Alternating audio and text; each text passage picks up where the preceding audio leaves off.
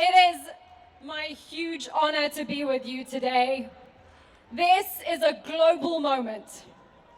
For those of us who've been fighting for many, many years, and I follow in some incredible footsteps of people who you'll hear from later, I just want to say how overwhelmingly incredible it is to see you out on force for the people of Iran.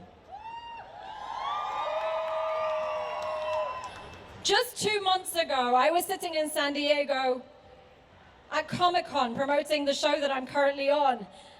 And I dedicated my role on that show to the brave women of Iran who have been on the forefront of the fight for freedom and democracy for over 4 decades. And I had no idea in that moment that just 2 months later, I would be standing here with you all in this moment of the first female-led revolution of our time. And I want you to know that this, as most of you do already know, that this is not just about compulsory hijab. And this is a watershed moment that belongs to Narges Mohammadi and Nasrin Sotoudeh and Fatemeh Sepehri and Soheila Hijab and Monire and Yasaman and Sabah, and the list goes on of women who have sacrificed their freedom for this moment. Women who have sacrificed their lives, like Sahar Khodayari, for this moment.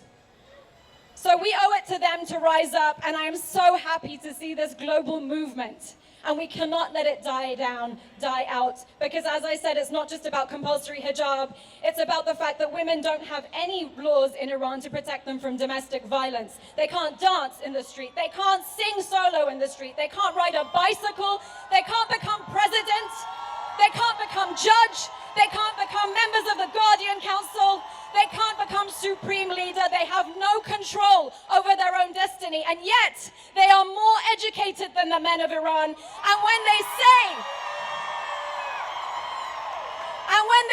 woman, life, freedom, and the men join in and say woman, life, freedom, they respond to the men by wrapping their arms around the men and saying man, country, liberty. And it has become a back and forth, and men and women in Iran are standing shoulder to shoulder, striking fear into the heart of the very regime that has built itself on segregating women and separating Iranian men and women. We will no longer stand for that. So what can we do? How can we turn our outrage into action?